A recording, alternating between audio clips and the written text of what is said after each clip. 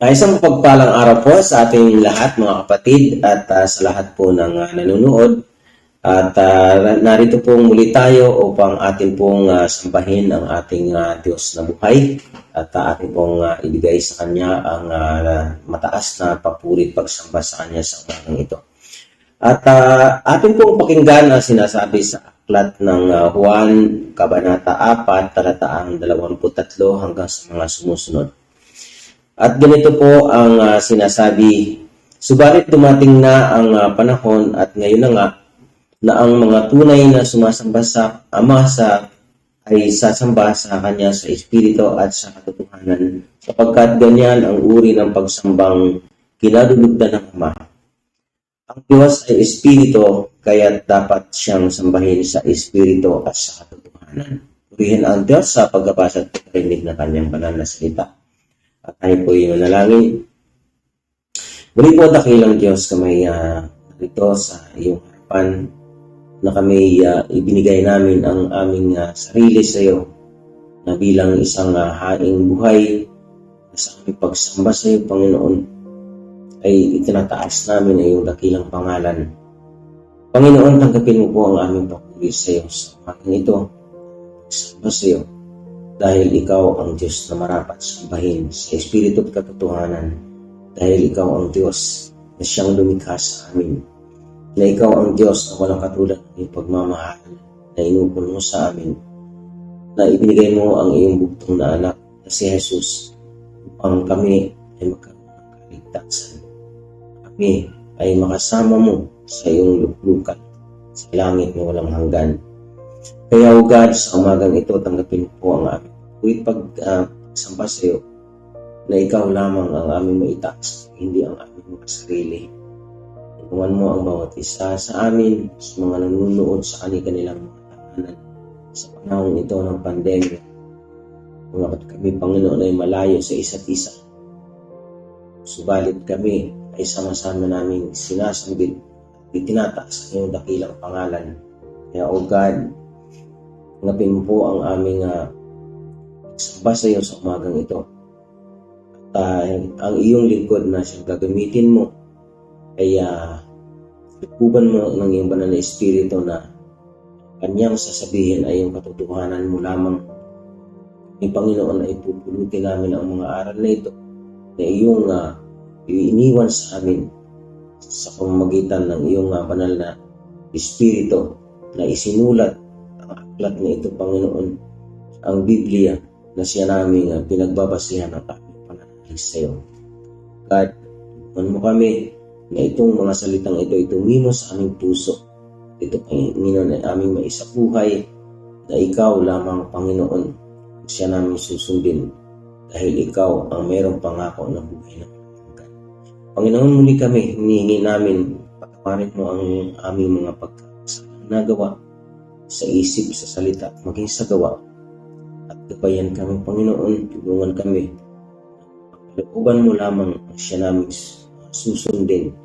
Kami ay maligtas, Panginoon, sa takbo ng mundong ito kung saan masalimuot. Kaya o God, dahil ikaw ay mayroong sinasabi sa amin na iniwan mga salita mo, ay ito ang aming gabay. Kami, Panginoon, ay malayo sa mga puso. God, tulungan mo kami sa aming pakikinig sa iyong banal na salita. Sa na iyong iniwan sa amin, ay ito, Panginoon, ay tumimo sa buhay ito. God, maraming salamat muli. At ito po ang hinihingi at nananalangin sa dakilang pangalan ni Jesus. Amen.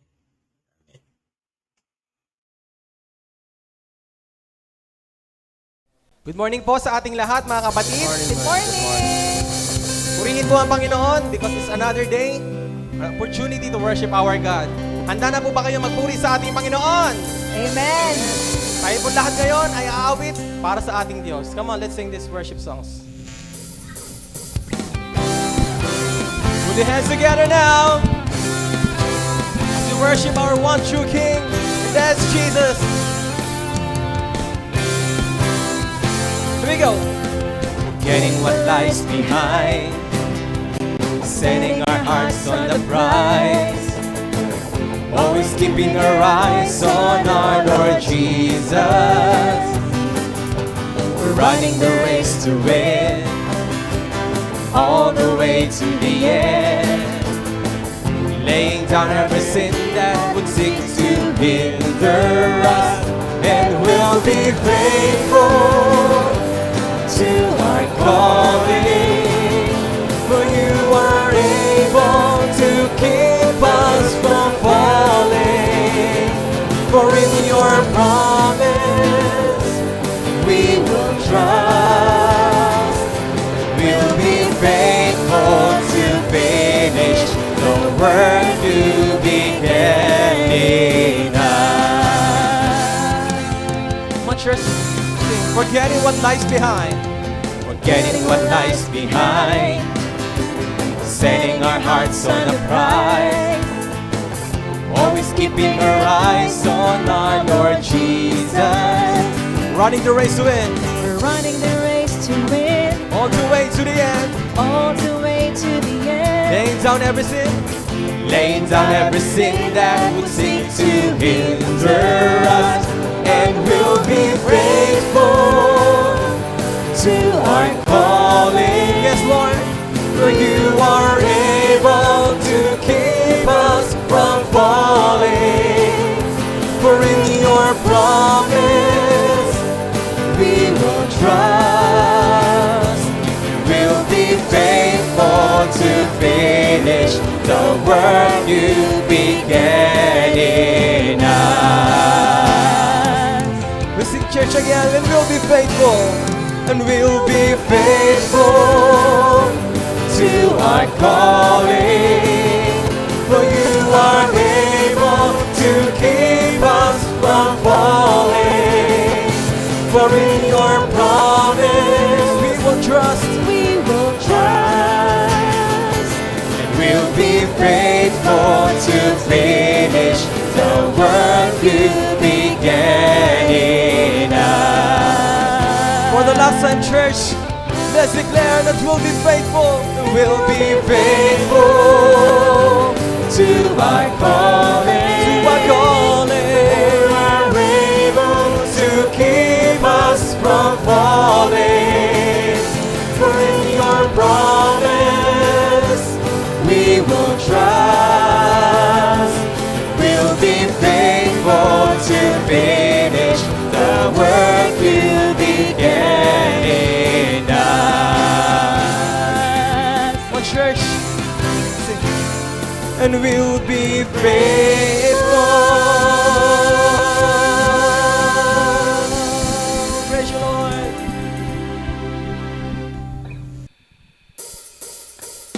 Let's continue to praise our King. Come on, church.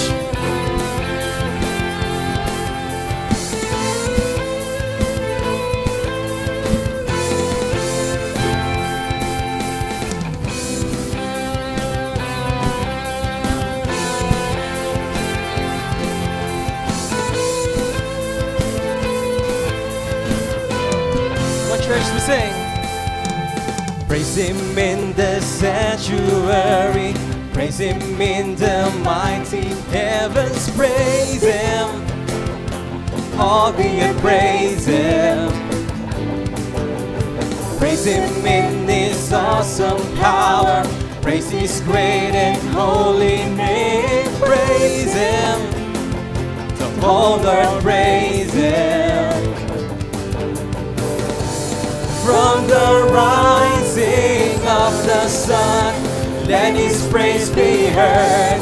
From the east to the west, and the north to the south, let everything that has breath praise the Lord forever.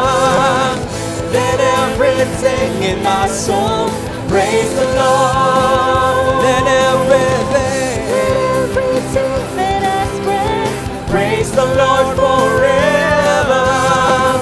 Let everything in my soul praise the Lord.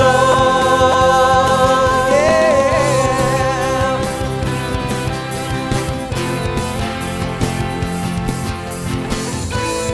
Come on, church. If you are blessed, you're gonna sing today. Praise Him in the sanctuary. Praise Him in the mighty heavens. Praise Him. All the earth praise Him. Praise Him in His awesome power. Praise His great and holy name. Praise Him. The whole earth praise Him. From the rising of the sun, let His praise be heard. From the east to the west, and the north to the south, let everything that has breath praise the Lord forever. Come on, church. Let everything in my soul praise the Lord. Let everything that has breath praise the Lord forever. Let everything in my soul praise the Lord. Praise the Lord. Praise the Lord. We come to praise the Lord. Yes, we will praise the Lord. Praise the Lord. Yeah. Come on, church. Patuloy po tayong aawit sa Panginoon dahil tunay po tayong minahal at pinagpala ng Diyos. Come on, church. We gotta sing this to our King. From the rising of the sun, let His praise be heard. From the east to the west, and the north to the south. From the rising sun, let me heard. Let His praise be heard.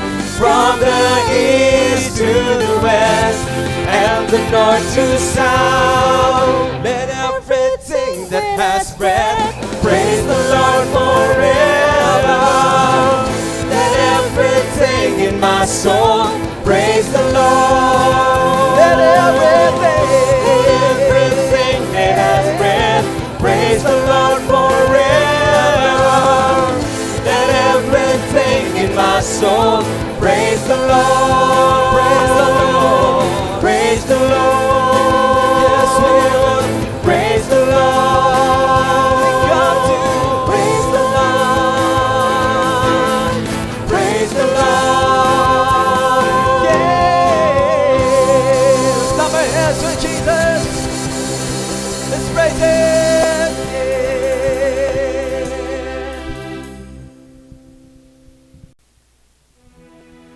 Sa mga sandaling ito, mga kapatid, we will continue to worship our Lord and the rest of the days of our lives.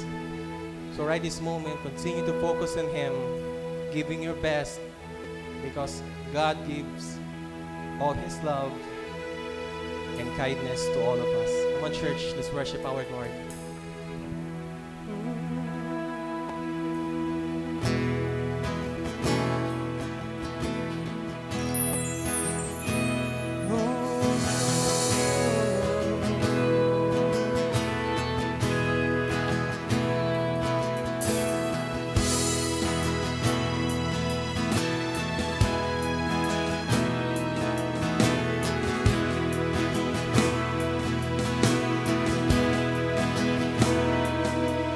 Proclaim your awesome power.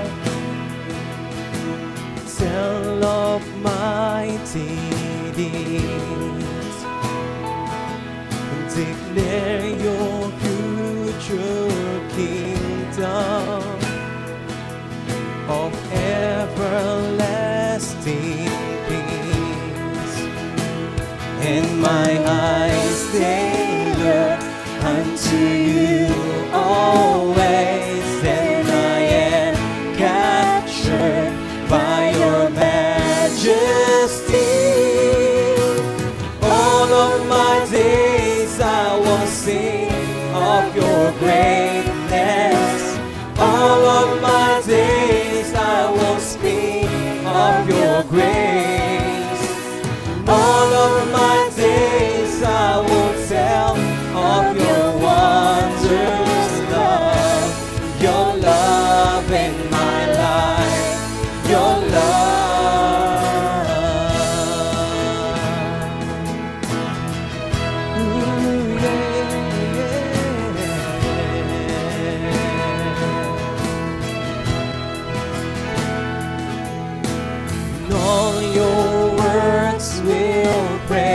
praise you. Your children bless your name. We speak of all your goodness. We walk in fields of grace. And my eyes they look unto you always, and I am captured by your majesty. All of my days I will sing of your greatness. All of my days I will speak of your grace. All of my days I will tell of your wondrous love. Your love in my life. Your love. All of my days I will sing of your greatness. All of my days I will speak of your grace. All of my days I will tell of your wondrous love. Your love in my life. Your love.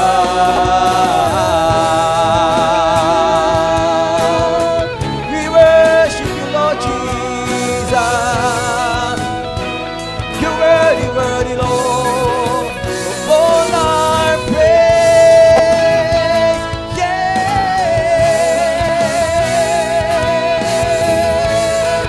Oh.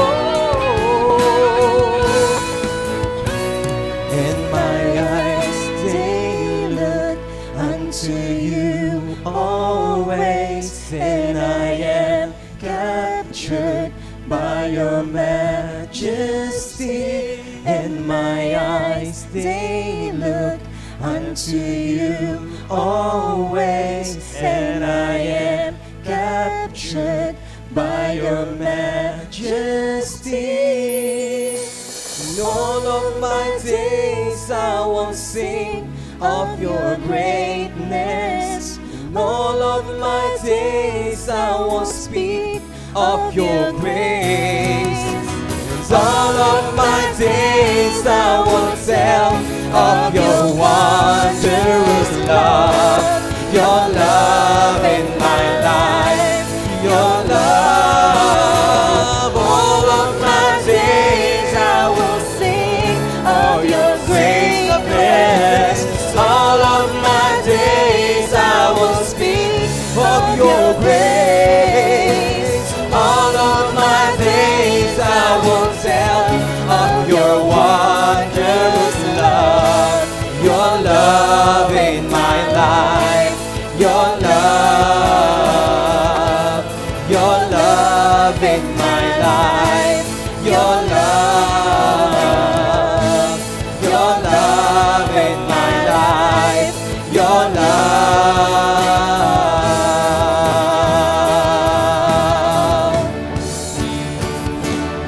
And I'll stand in awe of you. And I'll stand in awe of you. Holy God, to whom all praise is due, I'll stand in awe of you.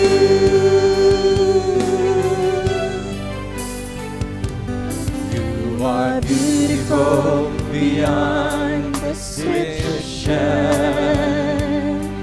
too marvelous for words, too wonderful of comprehension,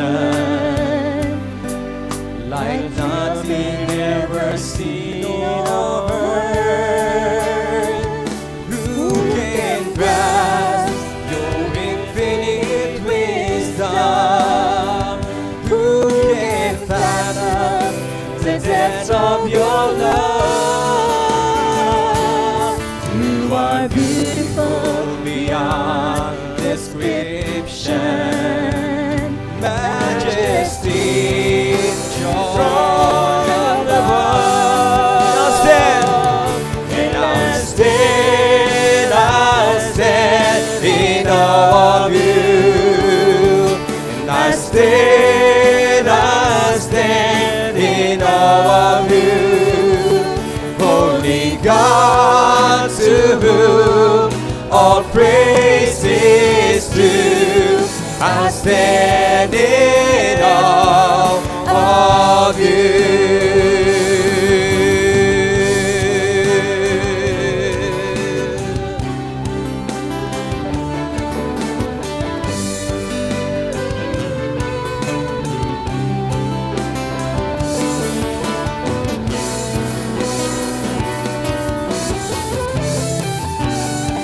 Come on, church, for the last time, we're gonna sing this to our King. He's all powerful. Sing, I stand. Now I'll stand in awe of you. And I stand in awe of you. Holy God, to whom all praise is due.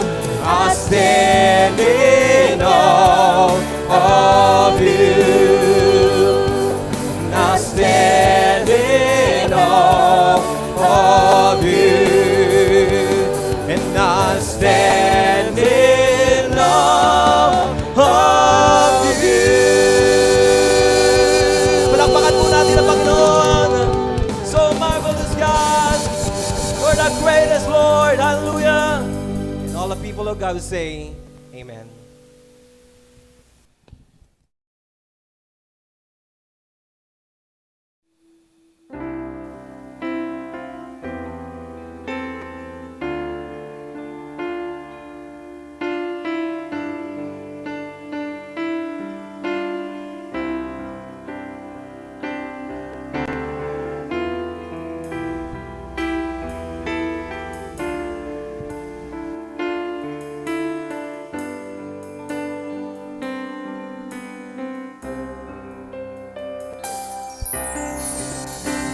Change my heart, oh God. Make it ever true. Change my heart, oh God. May I be like you. Change my heart, oh God. Make it ever true. Change my heart, oh God. May I be like you.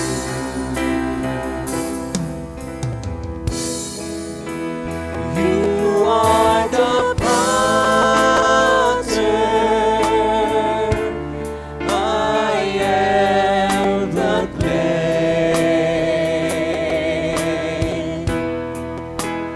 Mold me and make me. This is what I pray. Change my heart, oh God. Make it ever true. Change my heart, oh God. May I be like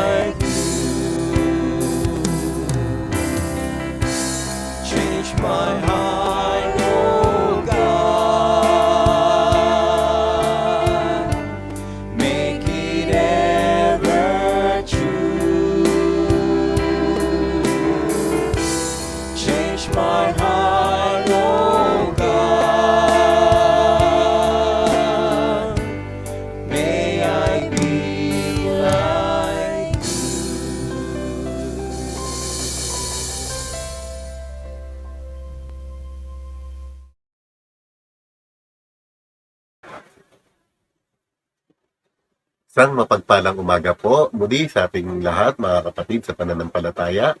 Tayo po ay dadako na sa ating banal na kahapunan. Samahan niyo po ako magbasa ng ating banal na kasulatan na ito po ay matatagpuan sa Mateo 26 hanggang 30 na ganito po ang sinasabi. Habang sila'y kumakain, lumampot si Jesus ng tinapay at matapos na magpasalamat sa Diyos, ay pinaghati-hati niya iyon, ibinigay sa mga alagad at sinabi, "Kunin niyo ito at kanin. Ito ang aking katawan." Pagkatapos dumampot siya ng kopa, nagpasalamat sa Diyos at binigay iyon sa kanila. Sinabi niya, "Uminom kayong lahat nito. Sapagkat ito ang aking dugo, pinagtibay nito ang tipan ng Diyos. Ang aking dugo ay magbubuhos para sa kapatawaran ng kasalanan ng marami. Sinasabi ko sa inyo, hindi na ako iinom nitong alak na mula sa ubas hanggang sa araw na ako'y muling uminom nito, nakasalo ninyo sa kaharian ng aking Ama." At pagkaawit ng isang himno, sila'y nagpunta sa bundok ng mga olibo. Pagpalain nawa po tayo sa pagkabasa ng ating banal na kasulatan. Tayo pong lahat ay yumuko at manalangin. Dakilang Diyos, ang namin sa langit na makapangyarihan sa lahat. Sa sandaling ito, Panginoon, ang aming pananambahan, nawa ang presensya mo po ay sumaaming lahat, at gayon din ang patnubay ng banal ng Espiritu Santo. Aming hiling na buksan mo po ang aming puso at isip sa oras na ito. Dalangin po namin, Panginoon, na pakalinisin mo po kami ng iyong banal na dugo at patawarin sa lahat ng aming mga kasalanan, sa isip, sa salita at sa gawa. At sa gayon ay maging karapat-dapat po kami sa pagtanggap ng mga elemento na ito na nasa aming harapan. Basbasan mo po ng saro, ng inumin at tinapay na sumisimbolo ng iyong dugo at katawan na nagdusa, nagpasakit, pinako sa krus, namatay at nabuhay na magmuli kung kaya't kami ay naligtas sa kasalanan. Nawa, Panginoon, ang mga bagay na ito na aming tatanggapin ay siyang mag-ingat sa amin na huwag magkasalang muli. Dalangin mo po namin nawa ang mga elementong ito ay magbigay kalakasan sa aming pisikal, higit sa espiritual na kalalagayan. Pagpalain mo po ang bawat isa sa amin at gayon din naman kami ay maging mapagpala sa iba. Maraming salamat po. Ang lahat po ng ito ay sama-sama namin dinadalangin sa matamis na pangalan ng Jesucristo na aming Panginoon at aming tagapagligtas. Amen.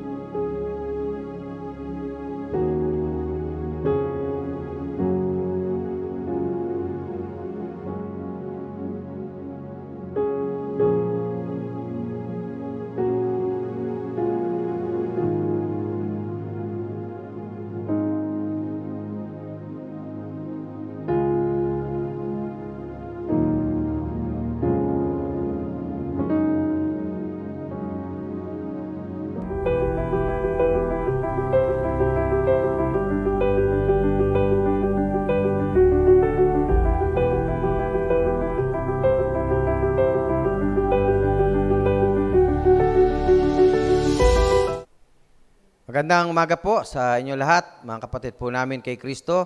Tayo po ay nagpapasalamat sa umagang ito sapagkat sa araw na ito ay muli po ay magsama-sama tayo para sambahin natin ang Diyos po natin, kilalanin po natin ang Diyos natin at patuloy na tanghal natin ang kanyang dakilang pangalan.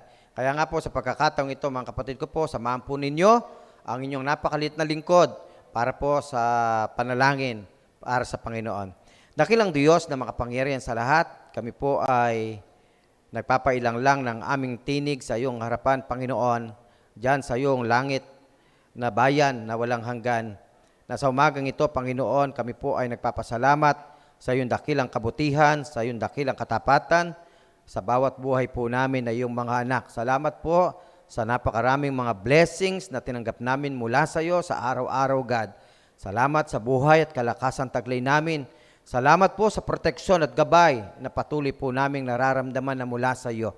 God, sa oras na ito, dalangin ko, nawa po tulungan mo po kami, lalo tigit ang mensahe mong mahahayag. Nawa po ay bigyan nyo kami ng kaalaman, ng karunungan, upang maintindihan po namin, God, ang mensaheng ito, kung ano ang iyong dakilang kalooban na dapat po namin gawin bilang iyong mga anak. God, tulungan mo po ang napakaliit mong lingkod na ngayon ay gagamitin mo, Mightily Father.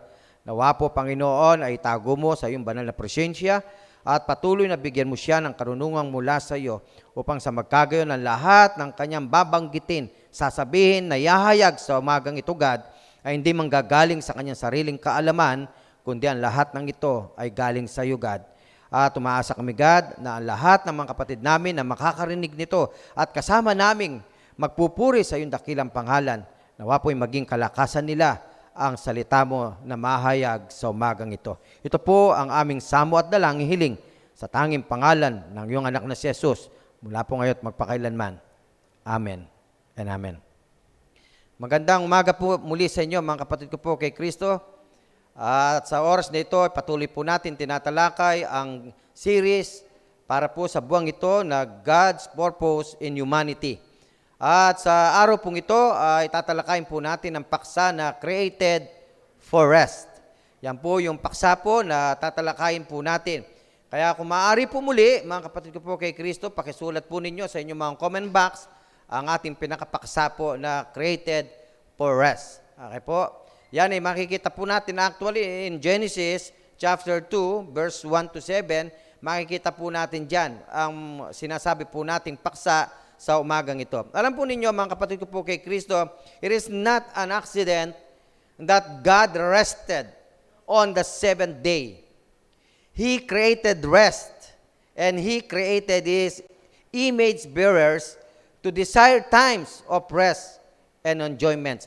Kaya nga po, kung sa Genesis, mababasa po natin dyan, matapos pong likahin ng Diyos ang lahat ng bagay, at pagkatapos po linikha ng Diyos ang tao, at pagkatapos po, nagpahinga ang Diyos.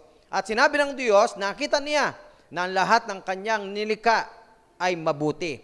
Kaya nga po, alam po ninyo, kaya yung paksa natin, created for rest, kasi po yung rest na yan ay linikha din, ginawa din po ng Diyos yan, at ang Diyos din po natin ang nagbigay ng magandang halimbawa na ang kanyang anak na nilikha ay kailangan din siyang magpahinga.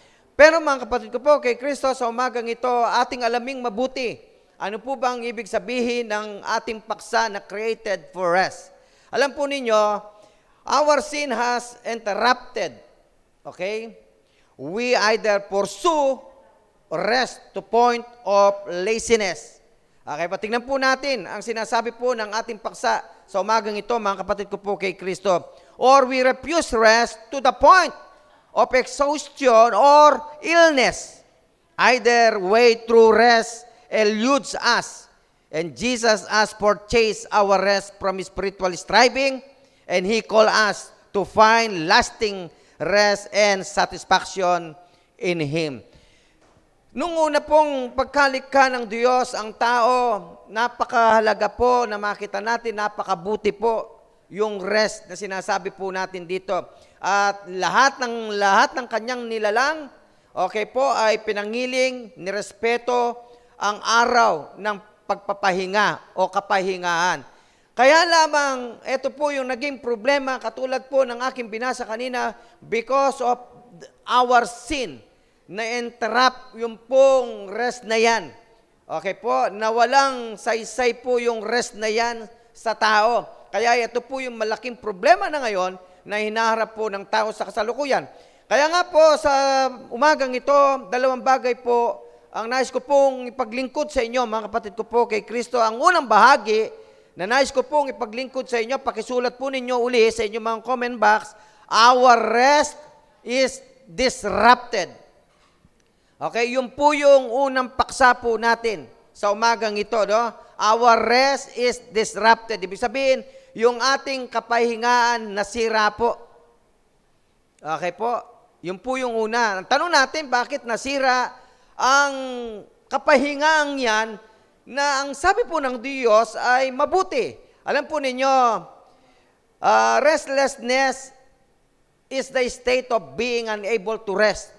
Yun po yung ibig ipakahulugan nung ating unang bahagi na pinag-aaralan po natin, mga kapatid ko po kay Kristo. Yung restlessness po daw is a state of being unable to rest. Kumbaga, wala nang kapahingaan eh. Okay? Wala nang pahinga ang tao. Okay? Tingnan po natin. Either physically, mentally, ang tao po talagang ngayon sa kasalukuyan po nating hinaharap na buhay ay ganyan na po ang nangyayari physically, mentally, emotionally. Ang tao po pagod na at napapagod talaga. Why?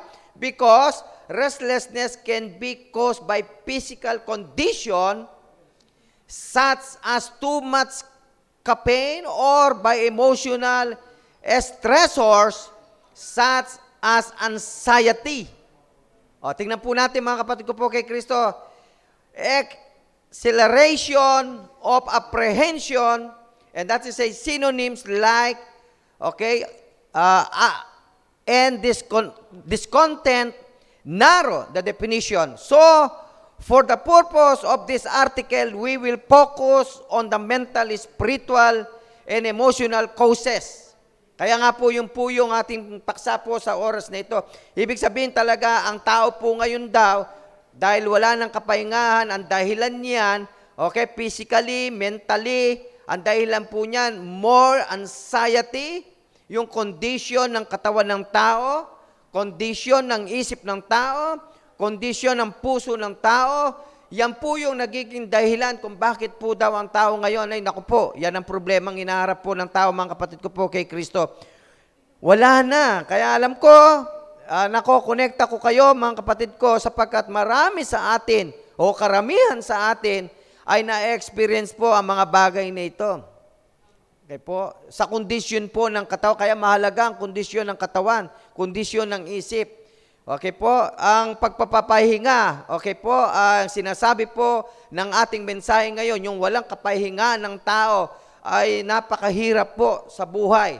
Kasi po yung kapahingaan ay linikha din po yan ng Diyos para sa tao. Pero sa ngayon, yun ang problema ng tao. Hindi na ho gaanong nagpapahinga at wala ng kapahingahan. Physically, mentally, yun ang inaharap po ng tao ngayon. Alam po ninyo, mga kapatid ko po kay Kristo, restlessness has been a part of human experience since civilization began. Part of God's curse on Cain for murdering his brother Abel was this.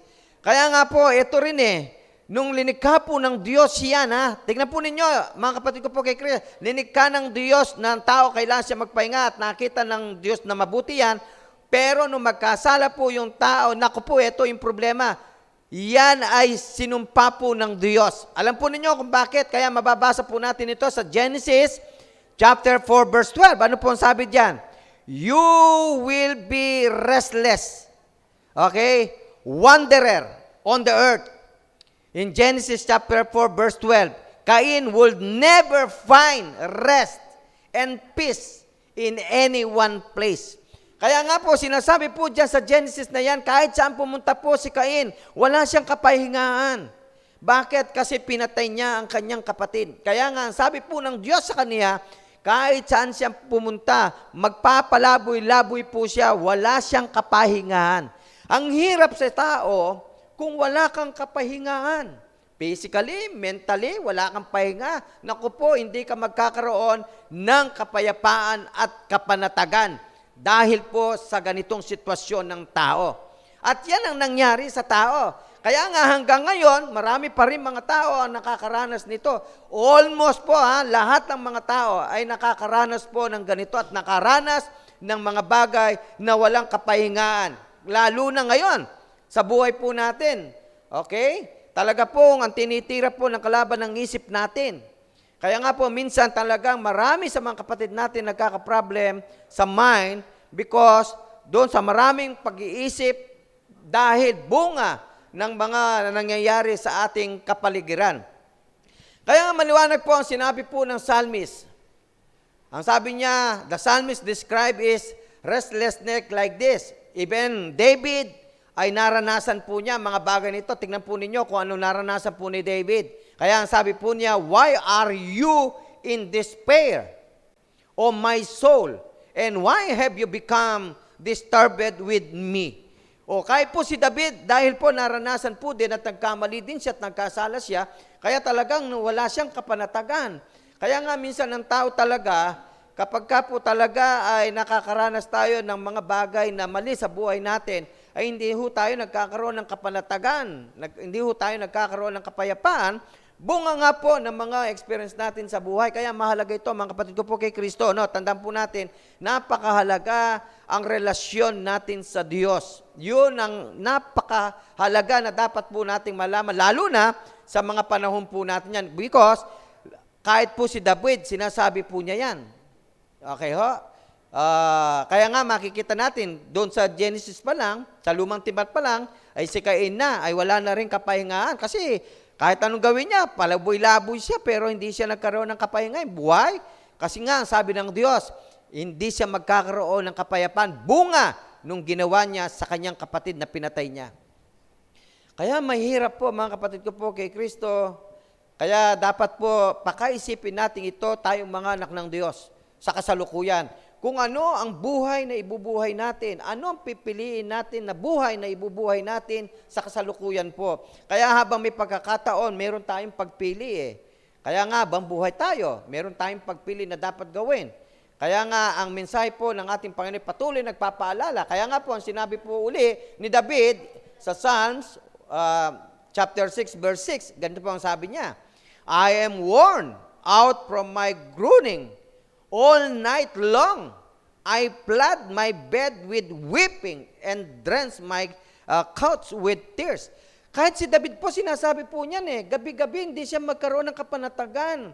Kasi nga, sabi nga po niya, bumabaha sa luha ang kanyang higaan, basang-basa ang kanyang unan. Why?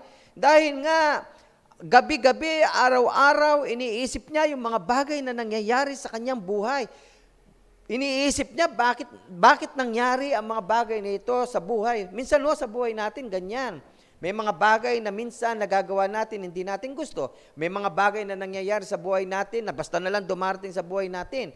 Kaya nga minsan tinatanong natin ang ating mga sarili, and even Paul, ginawa po niya yan. Kaya nga sabi niya, bakit may mga bagay na ayokong gawin pero siya kong nagagawa.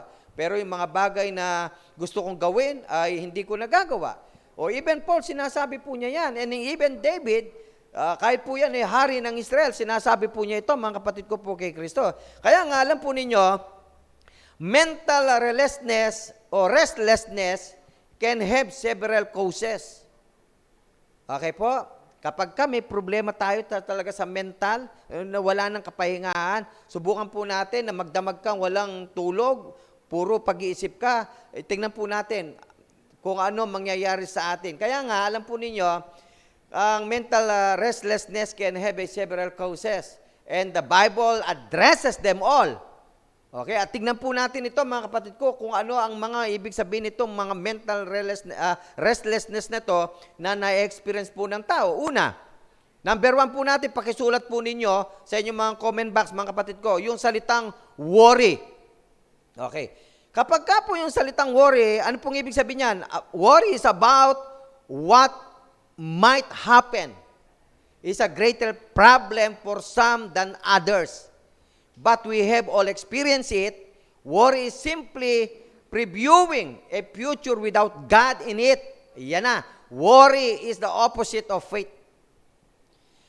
Ang sinasabi po ng Biblia ngayon, mga kapatid ko po, kay Kristo, kaya nagkakaroon ng problem, mental problem, no? O nagkakaroon ng mental restlessness ang tao o because of worry. Bakit? Kasi po ang sinasabi po ng worry po daw ay opposite po ng faith. Kapag ka ang tao talaga nagwo-worry o nagkakaroon po ng mababa ang kanyang pananampalataya in the sight of God.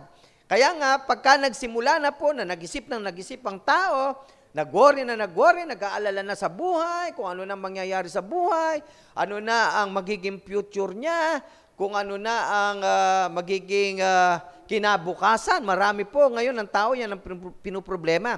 Kaya nga, ang ginagawa ng tao ngayon, dahil nag-worry siya kung ano magiging future niya, o talagang sinususob niya ang lahat ng kanyang panahon, ang kanyang oras, para po gusto niya magkaroon ng magandang kinabukasan. Okay? Hindi po masama yan. Lagi ko nga sinasabi ito, hindi ho masama na magkaroon tayo ng ganung kaisipan na tingnan din natin ang ating kinabukasan. Pero ang sinasabi po natin sa umagang ito, ang tao po hindi ganun ang naging nangyari. Ang nangyari kasi, yung worry na wala na siya ng kapanatagan. Masyadong binigyan na yung pansin, yung kanyang kinabukasan. Kaya sa araw-araw ng kanyang buhay, kahit sa gabi, walang tigil ang kanyang pag-aalala. Yun ang problema ng tao. Kaya nga, ito yung nagiging problem po, no? Yung nagkakaroon ng mental restlessness because of worry. Because worry po is opposite of faith. Ibig sabihin, kapag ka ang tao may pananampalataya, matibay ang kanyang pananampalataya at malalim ang kanyang pananampalataya, o naiwasan po niya ang mag-alala. Bakit? Kasi bahala na ang God sa kanya. Di po ba may mga tao talaga matibay ang pananampalataya? And even Paul, yan po ang sinabi po niya. Kaya nga, tandaan po natin yan, no? Yung nagiging mental restlessness is because of worry. Kaya nga, sabi po ng aklat po ng John, chapter 16, verse 33, ganun po sabi niya, I have said these things to you, that in me you may have peace. O, nakita po natin ang sabi po ng Biblia, huwag po ninyo kalimutan yung sabi ng Biblia. Okay, I have said these things to you, that in me you have peace. Kung ikaw ay na kay Kristo, meron kang kapayapaan. In the world, you will have tribulation. Okay, but take heart, I have overcome the world. Kaya nga, bakit nga ba? Kaya nga, sinabi po yan ng ating Panginoong Jesucristo, kung nasa Kanya ka, hindi ka na kailangan pang mag-worry Bakit? Ang sabi po niya, kahit na magkaroon tayo ng tribulation on earth, pero ang sabi po niya, napagtagumpayan ko ang sanlibutan. Kung sinasabi po ng ating Panginoong Jesucristo na napagtagumpayan niya ang sanlibutan, at kung ikaw ay anak ng ating Panginoong Diyos, o ang ating Diyos ay napagtagumpayan niya ang sanlibutan, magwo-worry ka pa ba? O yun ang sinasabi po ng ating Panginoong Diyos. Kaya nga maliwanag yung sabi ng talata in John chapter 14 verse 1 to 3. O sabi po doon, huwag kayong magulumihanan.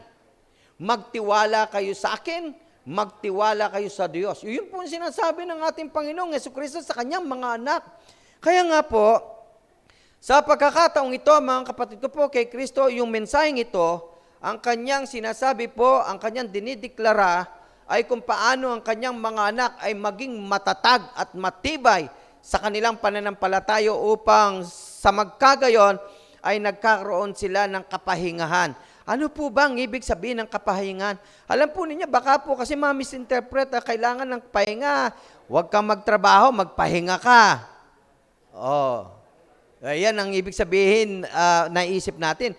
Bagamat, alam po ninyo, meron pong sinabi ang ating Panginoon Diyos, yung araw ng kapahingahan. And that is yung araw ng pagpupuri natin sa Diyos. Yung araw na yan, wala ka pa rin tigil na pagpupuri sa Diyos Okay po? Kaya nga mahalaga, malaman ng tao, mahalaga yung araw ng kapahingahan. At ang araw ng kapahingahan yan, ay yung araw ng pagpupuri po natin at pagsamba natin sa Diyos.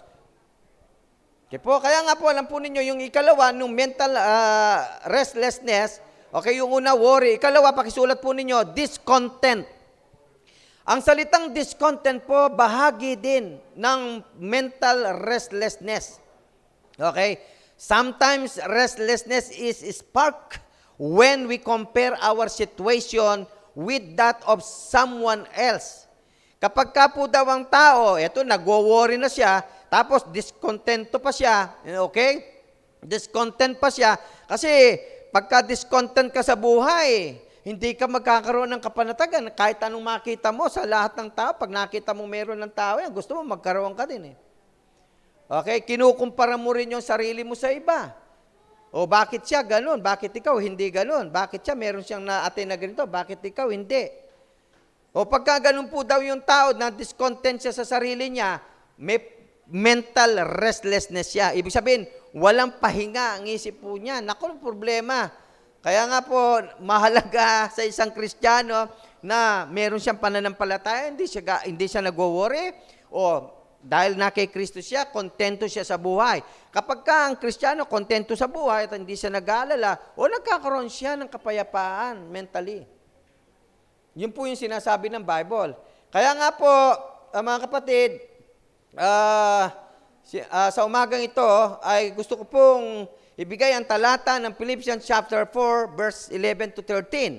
Ano po ang sabi diyan? Not that I am speaking of being in need, for I have learned in whatever situation I am to be content.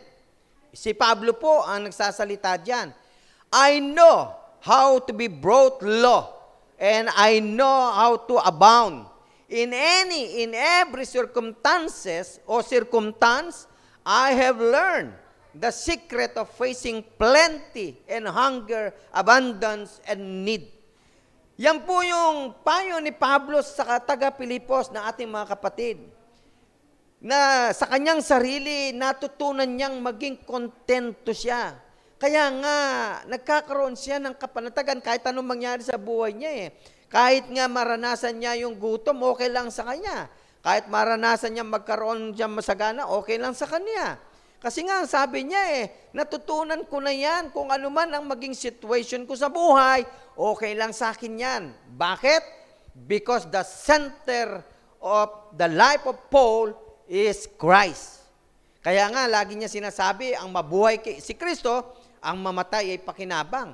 Kaya nga, sinasabi din ni Pablo, itinuring kong kalugihan ang lahat ng bagay. Binaliktad niya ang buhay niya eh. Kaya nga, hindi siya nag-worry, kontento siya sa buhay niya. Yan ang napakahalaga na ngayon ay malaman ng mga anak ng Diyos sa kasalukuyan, mga kapatid ko po kay Kristo. Kaya marami po, even Christian today, ay nagkakaroon po ng tinatawag na mental restlessness because of worries and because of discontent. At ating katlo po, mga kapatid ko po kay Kristo, na bahagi din ng mental restlessness, inactivity. Pakisulat po natin sa ating mga comment box yan. Yung ikatlo po natin, inactivity. Ano pong ibig sabihin yan? We become restless when we have learned about in apathy and insignificance for too long. Pagka po ang tao, wala siyang gaanong activities. Ang sinasabi diyan, gawain sa sarili niya. Naku po, parang baligtad din. Kailangan magkaroon ka ng gawain ang sinasabi pong inactivity po diyan, yung wala ka man lang relasyon sa Panginoon. Wala ka man lang gawain para sa Panginoon. O wala ka man lang ginagawa para sa Panginoon. Okay po, nakapahinga ka lang nakapahinga ka. Pero hindi rest yun. Restlessness po yun. Kasi nga wala ka konektado, hindi ka konektado sa Panginoon. Kasi nga wala kang ginagawa para sa Panginoon. Bahagi din po yan ng mental restlessness. Kapag ka ang tao, hindi siya konektado sa Panginoon, hindi siya konektado sa mga gawain ng ating Panginoon, naku po, mental restlessness po yan. Kaya nga, maliwanag po yung sinabi po ng Matthew chapter 28, verse 19. Ano po ang sabi dyan? Go therefore, and make disciples of all nations, baptizing them in the name of the Father, and of the Son, and of the Holy Spirit. Ano po ang sabi po ng Biblia? Ang kanyang mga anak ay merong mandato na dapat gawin. Okay, tayo po, meron kayong mandato na dapat po ninyong gawin. Meron po kayong mga responsibilidad na dapat gawin. Meron po kayong mga ministry sa inyong mga buhay na dapat po ninyong gawin. Okay po, kung ano yung mga gifts nyo na binigay sa inyo na dapat po ninyong ipaglingkod sa Diyos. Kasi tingnan po ninyo mga kapatid ko, kapag ka hindi ho ninyo ipinaglingkod at ginawang ministeryo ang lahat ng inyong mga gifts na binigay ng God sa inyo, inactivity po daw yan. Ibig sabihin yan, mental restlessness po yan. Kasi wala kang bahagi, hindi ka konektado sa gawain ng ating Panginoon. Hindi mo ginamit yung binigay ng Diyos sa iyo. Kaya nga, delikado rin yan mga kapatid ko eh. Kaya nga nagkakaroon ng mga walang kapahingaan ng tao dyan. Bakit? Kasi nga, yung para sa Diyos, hindi niya na ibibigay eh. Sub-sub na lang sa mundo eh. Problemang malaki yan. Kaya nga, tingnan po natin, evaluate din natin ang ating mga sarili, mga kapatid ko. Alam po ninyo, seasons of restlessness are part of being human. But, if the restlessness continues, we should examine the reasons for it. Discontent with a lukewarm state of Christianity, sorrow over our own lack of commitment, or a sense that God is preparing us for something else can all cause restlessness. But each of those causes as a solution, God does not want us to live in a continual state of restlessness. Kaya nga alam po ninyo, napakabuti ng Diyos sa atin. Bakit? Mga kapatid ko po kay Kristo. Ang Diyos po kasi talagang nagpapaalala kasi ayaw niyang makita na ang kanyang mga anak ay nagpapatuloy dito sa kalagayan ng restlessness. Yung walang kapahingahan. Linikha nga ng Diyos yung rest eh. Pero yung tao nga hanggang ngayon wala pa ring rest eh. Restlessness pa rin eh. Pero ayaw ng God yan, yung ganyang klase ng kalalagayan ng tao, mga kapatid ko. Kaya yung unang bahagi po natin, mga kapatid ko, yung tinalakay natin, okay po, na ang tao because of sin ay nawalan po yung rest, nasira po yung rest. Okay po, kaya nagkaroon ng tinatawag na restlessness. Ang number 2 po na nais ko pong ipaglingkod sa inyo, mga kapatid ko po kay Kristo, pakisulat po ninyo sa inyong mga comment box, Jesus give us true rest. O, eto na. Matapos pong nasira ng tao, yung linikha ng Diyos na kapahingaan, matapos na experience ng tao ang lahat ng ito, ng worries, discontent, inactivity, nagkaroon ng tinatawag na mental restlessness. Eto na yung number 2 natin. Jesus gives us true rest. Si Jesus po daw, ibinigay niya ang totoong kapahingaan ng tao. Ang pahinga ho, baka po ma-misinterpret lang natin mga kapatid ko mga kababayan. Ang kapahinga, ang sinasabi po sa number 2 po natin na ibinigay ng ating Panginoon, hindi ho yung kapahinga ang magpahinga. Okay po, yung mag-enjoy ka. Sa bagay, maganda rin naman yan. Yung, lalo na sa pamilya, kailangan din natin mag-rest. Minsan nakakapagod na, minsan napapagod na kayo. Kaya tama din naman. Minsan ang pamilya, lumabas, mag-date, mamasyal, para mag-relax, magkaroon ng tinatawag na relaxation. Pero, yung sinasabi po nating problem kanina, na mental restlessness, hindi ho yung sinasabi kong wala silang pahinga, wala silang, hindi sila namamasyal, hindi ho yun. But because of sin ng tao, kaya nagka-problema po sila. Pero ganun pa man, ito maganda, mga kapatid ko, Jesus give us true rest. Ano pong ibig sabihin yan? Ang sabi po sa Hebreo chapter 4 verse 1 ay ganito, mga takot nga kayo, yamang may iniwang pangako ng pagpasok sa kanyang kapahingahan, baka sakaling sino man sa inyo ay maging tulad sa di nakaabot niyon. Kaya nga, ang paalala po ni Apostol Pablo, kasi po si Apostol Pablo din ang sumulat ng Hebreo, okay? Pinapayo po niya na tayo po daw ay mga takot. sapagkat mayroong pangako ang Diyos na tayo ay papasok doon sa tinatawag na kapahingahan. Actually, kaya nga, minsan di po ba ang tao, sinasabi pag namatay ang tao, rest in peace. Yun po yung sinasabi ng tao pag namatay na eh. Kasi naniniwala ang tao pag namatay na, merong pang isang kapahingahan, may kapahingahan eh. Kapag namatay ang tao, nag-rest na eh. Minsan, sa kabilang banda, tama. Pero sa kabilang banda, tignan po natin. Okay, hindi ho lahat naman namamatay, nagkakaroon ng rest in peace.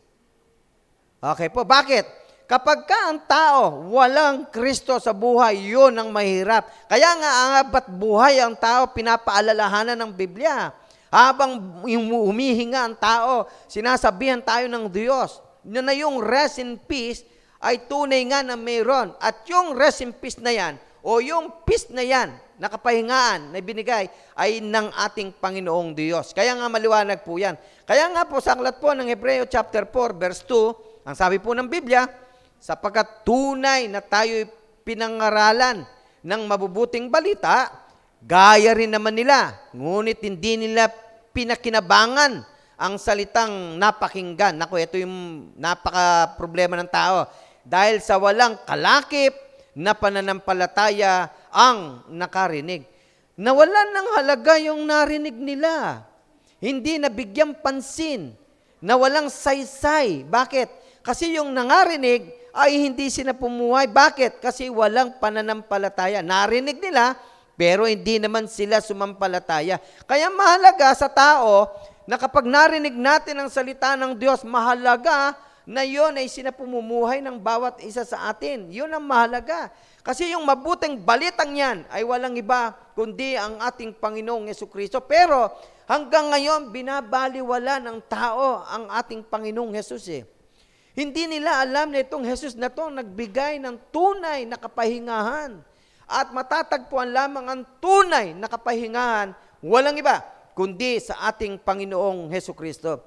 Kaya nga, ito yung problema ng tao, binabaliwala nila hanggang ngayon ito. Kaya nga, kawawa. Kaya nga, ang lahat ng mga Kristiyano ay nagsusumikap at nagpapatuloy na patuloy na binabalita at kinukwento ang ating Panginoong Jesucristo upang ang lahat ng tao ay magkaroon din naman sila ng pangako ng kapahingahan.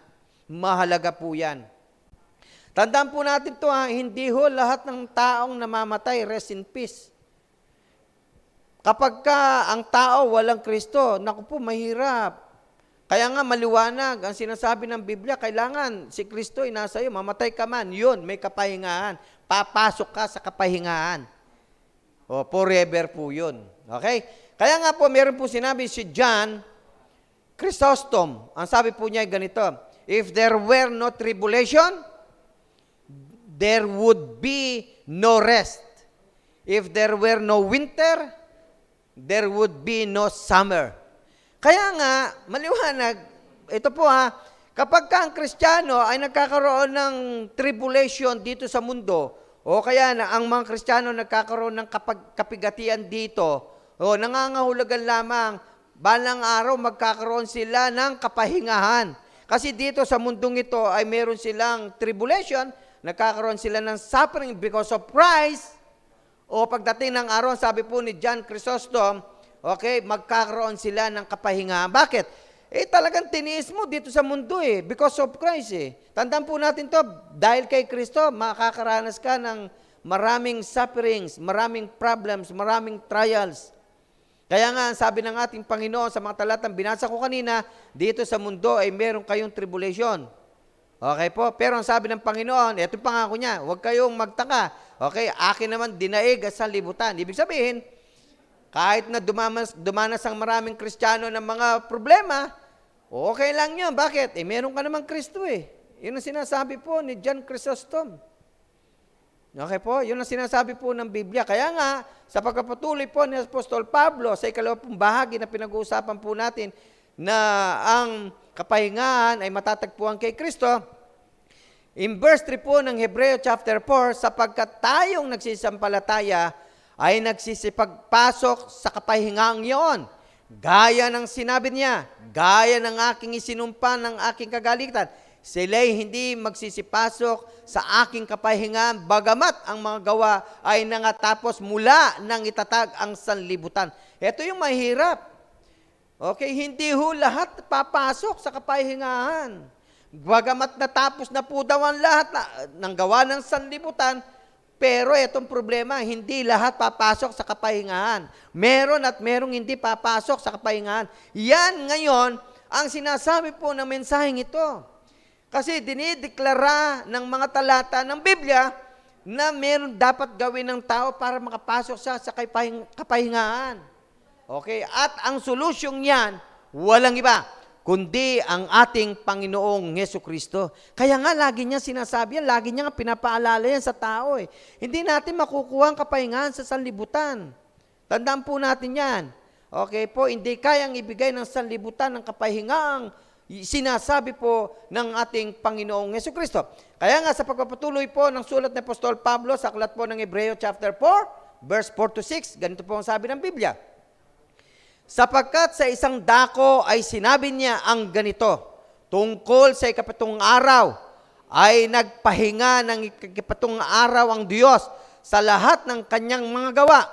At sa dakong ito ay muling sinabi niya, o sinabi, sila'y hindi magsisipasok sa aking kapahingahan. Kaya't yamang may natitira pang ibang dapat magsipagpasok doon. At ang mga pinangaralan ng una ng mabubuting balita ay hindi nangapasok dahil sa pagsuway.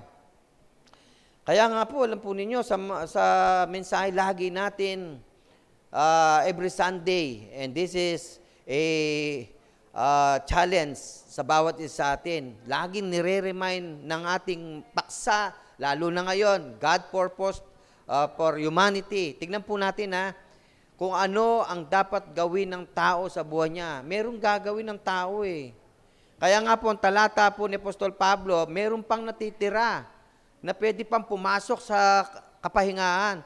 Kasi ang sinasabi po ng Biblia, yun daw pinangaralan nung una, yung nakarinig ng mabuting balita, pero hindi nakapasok sa kapahingahan. Bakit? Dahil sa kanilang pagsuway. Kaya nga mahalaga din dito yung obedience. Ako naniniwala ako, mga kapatid, napakahalaga ng salitang obedience o yung pagsunod. Kaya nga kahit sa kasalukuyan o patuloy na sinasabi po sa inyo ng Biblia o ng mensahe po at patuloy na pinapalakas tayo, na kailangan gawin po natin ang sinasabi po ng ating Panginoon. Kaya nga sa panahon natin ito, mas dapat po ang mga Kristiyano maging malawak ang kanilang kaisipan, lalo na sa ginagawa po natin sa araw-araw ng ating buhay. Kasi po, sinasabi po ng Biblia yan may problema ang tao. O ako po, naniniwala ko, even Christian today, may problema din Nagkakaroon din ng tinatawag na mental restlessness. Bakit? Ang Kristiyano rin nag-worry di po ba? Ang Kristiyano din nagkakaroon ng discontent Ang Kristiyano din nagkakaroon din ng inactivity. Lahat po daw yan ay sign ng mental restlessness. Yun ang sabi po ng Biblia. Kaya nga po, alam po ninyo, sa pagpatuloy ni Apostol Pablo, ay muling, sabi niya, ay muling nagtangis siya ng isang araw. At ngayon, pagkatapos ng ilang panahon na sinasabi sa mga awit ni David, ayon sa sinabi ng una, ngayon, kung marinig ninyo ang kanyang tinig, huwag ninyong papagmatigasin. Eto na, ang inyong mga puso, sapagkat kung ibinigay sa kanila ni Jose ang kapahingahan, ay hindi na sana niya sasalitain pagkatapos ng ibang araw. Kaya nga po, habang may pagkakataon, yung sinasabi po ng Biblia ngayon, mga kapatid ko po, huwag nating hayaang maging matigas ang ating mga puso. Kailangan nating kilalanin. Kailangan nating isuko ang lahat ng bagay na meron tayo na nakapagbibigay sa atin ngayon upang tayo po ay mawalan ng kapahingaan, mawalan ng kapanatagan, o mawalan ng kapayapaan sa buhay. Bakit? Dahil sa ating patuloy na katigasan ng ulo na hindi pagsunod sa ating Panginoon. Kaya nga po, alam po ninyo, sa uling mga talata ni Apostol Pablo, sa chapter 4 po yan ng Hebreo, ay sinabi po ng ganito, may natitira pang mga isang pamamahingang sabat ukol sa bayan ng Diyos, sapagkat ang pumasok sa kanyang kapahingaan ay nagpahinga naman sa kanyang mga gawa. gaya ng Diyos na kanyang mga gawa. Magsipagsikap nga tayo ng pagpasok sa kapahingang yaon upang huwag marapa ang sinuman ayos sa gayong halimbawa ng pagsuway. Kaya nga, sabi po ng Biblia, mga kapatid ko, magsikap. Kaya nga, sinasabi po ng ating mga talata sa Biblia ngayon, ganito, yung salitang magsikap. Pakisulat nga po natin sa ating mga comment box, magsikap po tayo, mga kapatid, na makapasok sa kapahingahan. Mahalaga po yun, mga kapatid ko. Kasi kailangan nating i-pursue yung ating mga paggawa ng mabuti sa ating sarili, sa ating kapwa, sa paglilingkod natin sa Diyos, sapagkat yan na magiging tulay upang tayo po ay makapasok sa kapahingahan. Okay? Yung buhay natin bilang mga anak ng Diyos. Kaya nga po, alam po ninyo, true rest only comes through Jesus. Pakisulat nga po natin sa mga comment box natin yan. True rest only comes through Jesus. Ang tunay na kapayapaan, kay Kristo lang natin matatagpuan. Not on this world. Hindi kanino man. Hindi sa mga bagay. Hindi sa kayamanan. Kasi minsan ang tao nagkakaproblema sa ganun. Pag mayaman ka na, parang relax ka na lang. Kasi sa Biblia, meron pong halimbawang ganyang sinabi. Di po ba? Pag meron na sa iyo lahat ng bagay sa mundong ito, parang pahinga ka na. Kasi okay ka na. Hindi ho totoo yun, mga kapatid. Marami pong halimbawa ang tao na kahit meron sila pero wala silang kapanatagan sa buhay. Alos nasa kanila na nga lahat pero wala silang kapanatagan na-achieve na nga nila lahat sa buhay pero wala silang kapanatagan Bakit? Ang tunay na kapanatagan o ang tunay na kapayapaan, ang tunay na kapahingahan kay Kristo lang matatagpuan. Yun ang sabi po ng Biblia. Kaya nga po, ang sabi po ni Watchman, okay? Our rest lies in looking to the Lord. Not to ourselves. Ang ating po daw kapahingahan, sa ating Panginoon, nakatuon. Not because of you, not because of me, not because of this world. Only Jesus. Yun po yung tunay na kapayan. Kaya nga po yung ating paksa ngayong buwang ito, napakahalaga Kaya nga created for rest. Okay, kailangan ang mandato mo, kailangan talaga magkaroon ka ng kapayapaan o ng kapahingahan. Kaya nga, alam po ninyo, meron po sinabi in John chapter 14 verse 27. Ang sabi po ng Biblia ay ganito, ang kapayapaan ay iniiwan ko sa inyo. Ang aking kapayapaan ay binibigay ko sa inyo. Hindi gaya ng ibinibigay ng sanlibutan, ang ibinibigay ko sa inyo. Huwag magulumihanan ang inyong puso, ni matakot man. Nakita po ninyo yung talata ng Biblia? Ang kapayapaang ibinibigay daw ni Kristo sa atin na hindi kayang ibigay ng sanlibutan at hindi kayang tapatan ng sanlibutan. Mga kapatid ko po, maliwanag po yan, sinabi ni Kristo. Kaya ang sabi niyan, huwag daw tayong magulumihanan. Ibig sabihin, huwag tayong mag-worry. Okay po, huwag tayong mag-doubt sa sinasabi ng Panginoon sapagkat ang tunay na kapahingang yan, ang ating Panginoon lang ang pwedeng magbigay niyan. Hindi kayang ibigay yan ni numan. Kaya huwag tayong masyadong magtiwala sa mundong ito. Huwag tayong masyadong subsob sa lahat ng bagay sa mundong ito. Tapos po, naiwanan na natin ang Panginoon. Hindi na natin napaglilingkuran ng buong Panginoon because ang daming maharang. Okay? Yan ang problema ng tao. Kaya nga, maliwanag yung sinabi ni Kristo. Okay? Yung kapayapaan. Okay? Si Kristo lang ang nagbibigay niyan. Kaya nga, part of my conclusion, alam po ninyo, may sinabi po in Matthew chapter 11, verse 20 to 30, ang sabi po ng Biblia ay ganito, magsiparito sa akin kayong lahat na nangapapagal at nangabibigatang luba. O yan ang maliwanag po na invitation po ng ating Panginoon kasi yun ang problema ng tao ngayon Because of sin, o hindi na siya nagkaroon ng kapahingahan. O nagkaroon ng tinatawag na restlessness. Okay ho? Kaya nga, ang invitation ng ating Panginoon, magsiparito sa akin, kayong lahat na nangapapagal at nangabibigatang luba. At kayo'y aking papahingahin. Nako, ano po sabi ng Panginoon? Okay, at sabi pa niya, pasanin ninyo ang aking pamatok at mag-aral kayo sa akin, sapagkat ako'y maamo at mapagkumbabang puso, at masusumpungan ninyo ang kapahingaan ng inyong mga kaluluwa, sapagkat malambot ang aking pamatok at magaan ang aking pasan.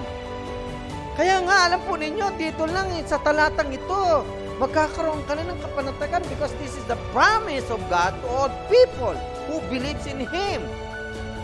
At magkakaroon sila ng tunay na kapahingaan because of Christ. O kung ikaw ngayon napapagod ka dahil yun nga, nagkakaroon ng tinatawag na mental restlessness. Okay? Nagkakaroon ka ng, lagi ka nagwo-worry, lagi kang hindi kontento sa buhay. O sabi ng Panginoon, ilapit mo yan sa Panginoon, isurrender mo na yan sa Panginoon. Yun ang sinasabi niya sa atin ngayon.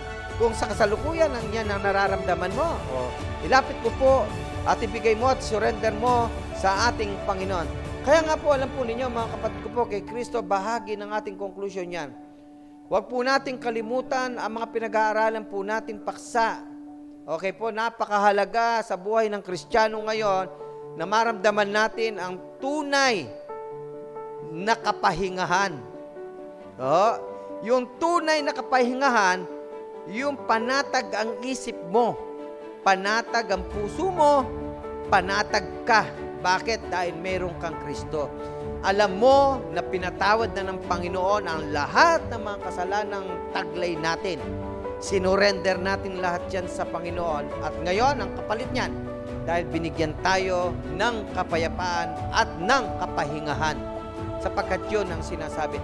Kung sa pagkakataong ito, mga kapatid ko po kay Kristo at sa lahat ng aming mga kababayan, ay nagkakaroon kayo ng kapaguran dahil talagang walang patid ang ating mga iniisip, ang ating mga pinuproblema, ang ating mga trials na dumarating sa buhay natin. Okay, anumang mga pinagdadaanan natin sa buhay ngayon, sabi ng Biblia, we will surrender all to our Lord Jesus Christ. Kaya nga po, sa umagang ito, nawa po, mga kapatid ko po kay Kristo, ang mensaheng ito muli ay nagbigay sa atin ng kalakasan na tayong mga anak ng Diyos ay nagpapasalamat dahil meron tayong Kristo na patuloy na punoprotekta sa atin at patuloy na nangangako sa atin. Natutulungan tayo hanggang tayo nabubuhay sa mundong ito. Maraming po salamat sa inyong lahat, mga kapatid ko po kay Kristo, at patuloy tayong pagpalain ng dakilang may kapal. God bless us all.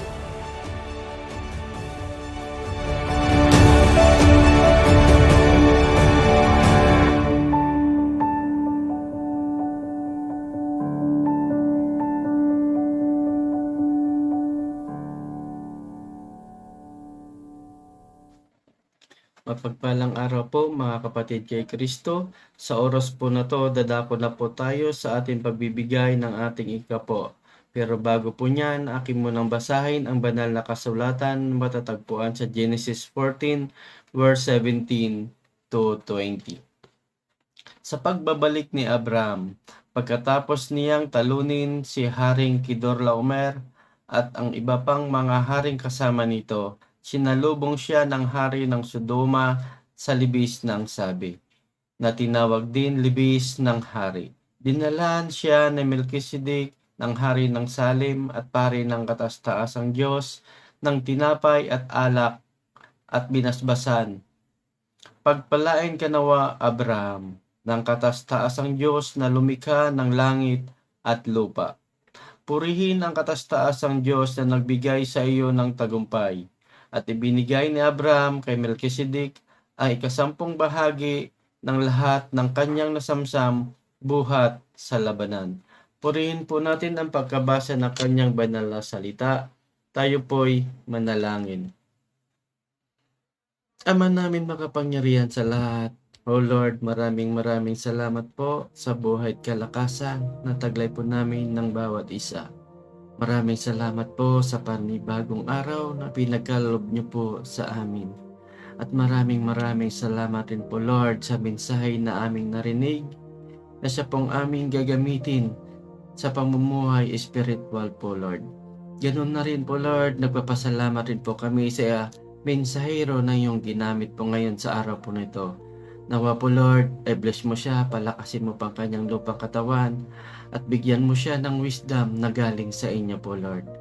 Ganoon na rin po, Lord, nagpapasalamat po kami sa lahat-lahat ng mga biyaya na pinagkaloob niyo po sa amin. At sa oras po na to, Lord, dadako na po kami sa aming pagbibigay ng aming ikapo. Dinadalahin ko po, Lord, ang lahat ng malikom po nito, Lord. Nawa basbasan niyo po, Lord, na ito po ay para po sa aming bahay-sambahan sa dako po, Lord, ng Imos. Ganun na rin po, Lord, nagpapasalamat rin po kami sa mga trabaho na pinagkaloob niyo po sa amin. Nawa palakasin niyo pa ang amin lupang katawan na siya pong aming ginagamit sa aming paghahanap buhay. Ganun na rin po, Lord, dinadalangin ko rin po ang aming mga kapatiran na may mga kanya-kanilang negosyo po, Lord. Nawa palakasin mo pa po, Lord, at bigyan niyo pa po sila ng maraming customer at bigyan niyo po sila ng kaalaman ng galing sa inyo po, Lord. Ganun na rin po, Lord, dinadalain ko rin po ang aming mga kapatiran na wala pa po ngayong hanap buhay. Lord, kayo na po ang bahala sa kanila. Pagkalooban niyo po sila, Lord, ng trabaho na angkop po, Lord, sa kanila. Lord, maraming salamat po. Ito'y sinasamot dalangin ko sa matamis na pangalan ng inyong anak na si Jesus. Amen.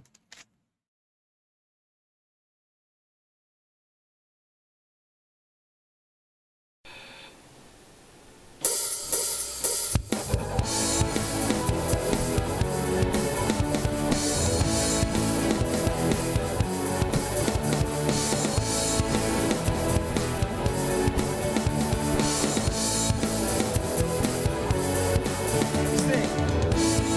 More than I could hope or dream of, you have brought your favor on me. One day in the house of God is better than 1,000 days in the world. Sing. So blessed, I can't contain it. So much you gotta give it away. Your love taught me to live now. You are more than enough for me. Yes, Lord.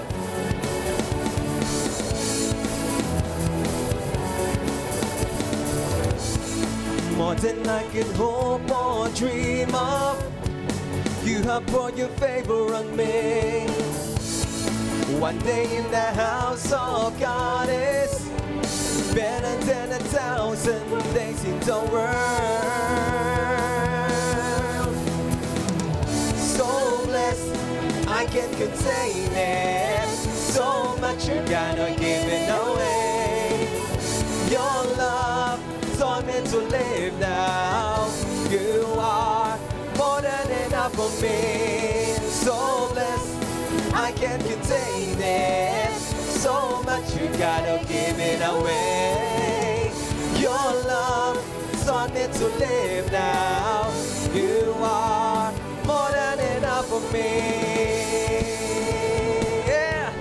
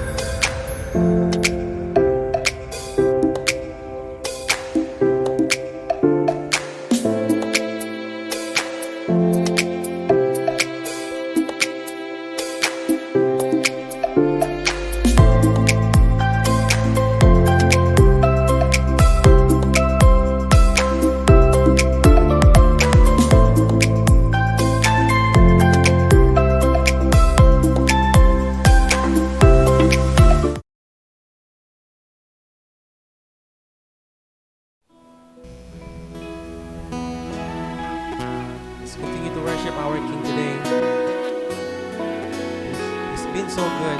He's been faithful to all of us.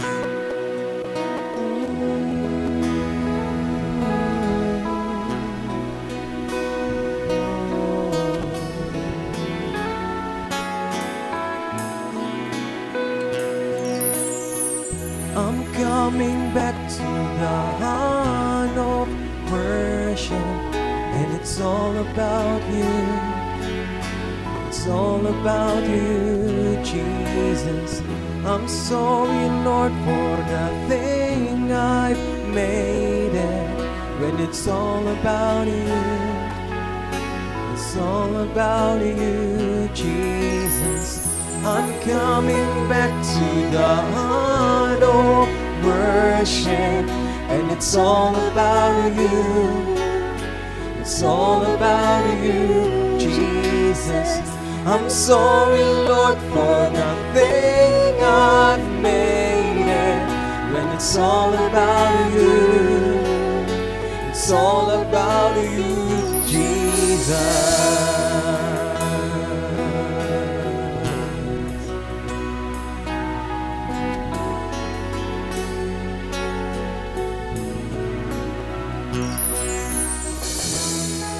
When the music fades, all is stripped away, and I simply come,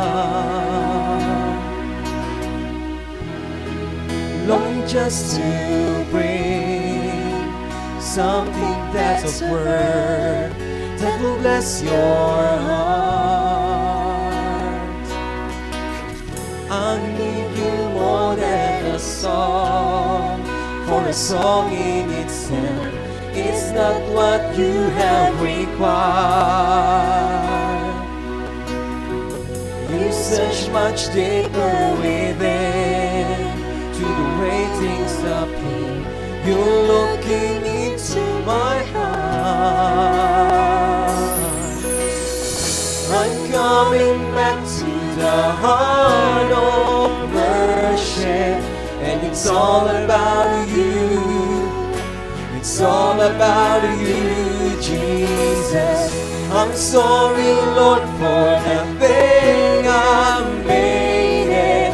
When it's all about you, it's all about you, Jesus. I'm coming back to the heart of worship, and it's all about you.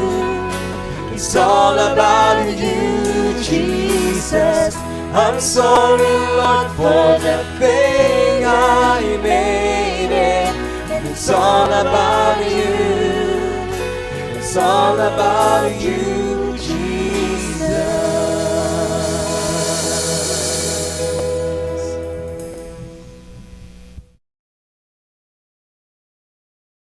Isang mapagpalang umaga po sa inyo, mga kapatid ko kay Kristo.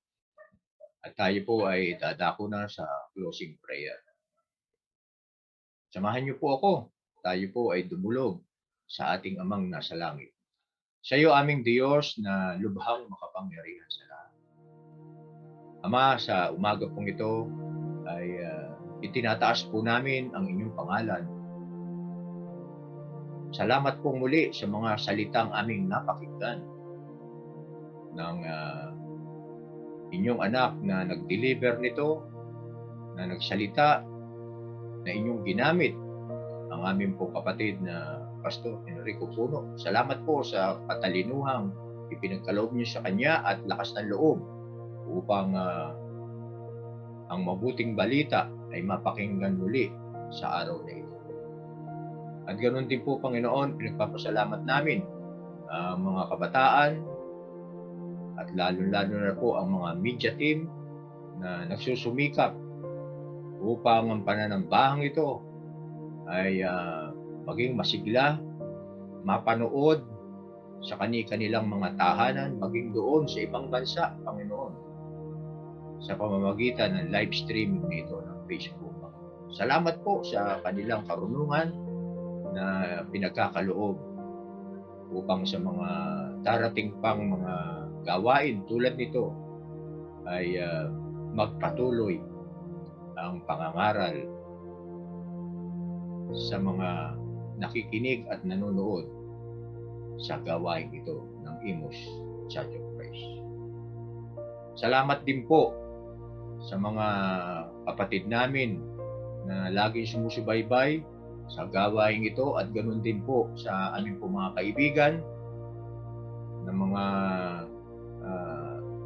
kasama namin sa mga RDN at yung kaibigan po namin na mga sumusubaybay sa ibang bansa. Nawa po Panginoon ay hipuin niyo rin po ng inyong mapagpalang kamay ang kanilang mga puso. Alam ko po Panginoon na napakahalaga ang pagtanggap sa inyo Panginoon sapagkat kayo ang kaligtasan Panginoon. Ang aming Panginoong Kristo, kayo po ang daan upang ang bawat isa sa amin ay maligtas. At ganoon din po, Panginoon, pinagpapasalamat din namin ang araw na ito sapagkat kakaunti na po ang mga nagkakasakit ng COVID-19 sa amin pong panahon ngayon, O Diyos. Salamat po sa mga panalangin namin na lagi niyong sinasagot, Panginoon. Nawa po, Panginoon, dalangin din namin naway sa mga susunod na mga linggo, naway magbalik na po ang dating normal na kami po ay magkakasamang nagpupuri, sumasamba dito po sa loob ng kapilya ng Imus Church of Christ. Dalangin lang namin, O Diyos, na naway magpatuloy ang vaccination upang ang lahat ng member ng church na ito, O Diyos, ay mabakunahan na upang sa magkaganon ay wala na pong maging problema kahit kami po ay mag face to face sa darating ng mga linggo o buwan, Panginoon, ayon sa inyong kalooban.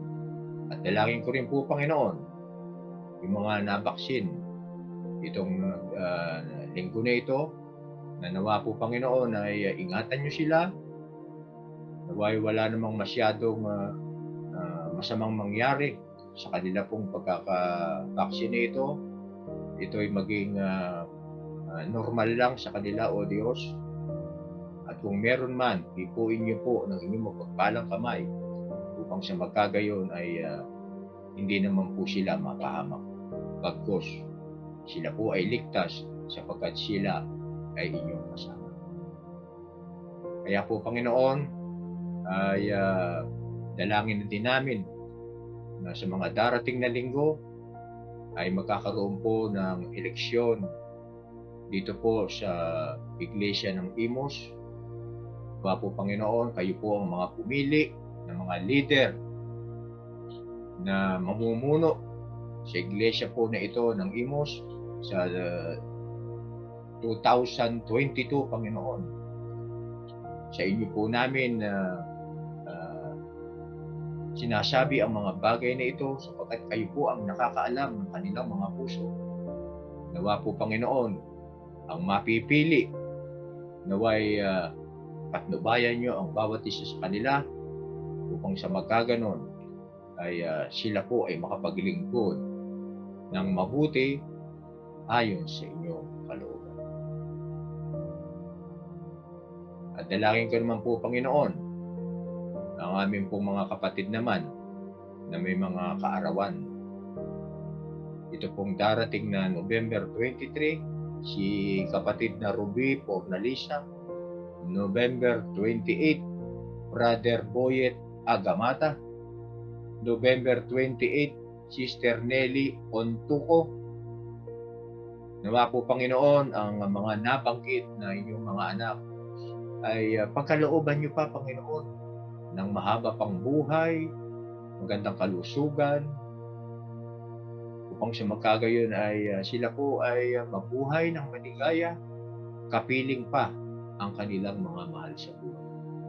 At kung yung loloobin, O Diyos, ang kanilang mga natitira pang buhay ay maipaglingkod nila sa inyong banal na ubasan. At ganoon din po, dalangin din namin ang wedding anniversary naman sa November 26. Si Brother Francisco and Sister Nelly Patiik. Nawa po Panginoon, pagpalain nyo ang inyong mga anak na ito upang sa magkagayon, sila rin po ay pagpalain nyo ang kanilang sambahayan. At ganoon din po ay dinadalangin din namin itong darating na itong araw muli, Panginoon. Naway kung gaano nyo kami iningatan last week, ito pong darating na Lunes, sa iyo po namin, Panginoon, ibinabalik ang pag-iingat sa bawat isa sa amin, ng mga maghahanap buhay, at ganoon din po yung mga mag-aaral, lalo-lalo na po yung mga nagmamaneho ng kanilang mga sasakyan. Ingatan nyo sila, O Diyos, palutin nyo sila ng inyong banal na dugo, at ingatan sa COVID-19 upang kami po ay mabuhay ng mapayapa, ligtas, sapagkat kayo po ang aming kasama. Kaya po, Panginoon, ang lahat ng ito ay aking ibinabalik na may pagpapasalamat sa tanging pangalan lamang po ni Jesus, na aming Panginoon at tagapagligtas, kasama ng inyong banal na Espiritu na sumasa amin. Amen.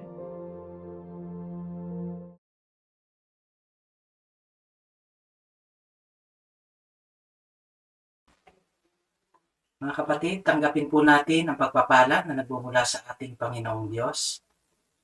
Naway lubusan kayong pabanalin ng Diyos na siya nagbibigay ng kapayapaan, at naway panatilihin niyang walang kapintasan ang buo ninyong katauhan, ang espiritu, kaluluwa at katawan hanggang sa muling pagparito ng ating Panginoong Hesukristo. Papurihan nawa si Kristo magpakailanman. Amen.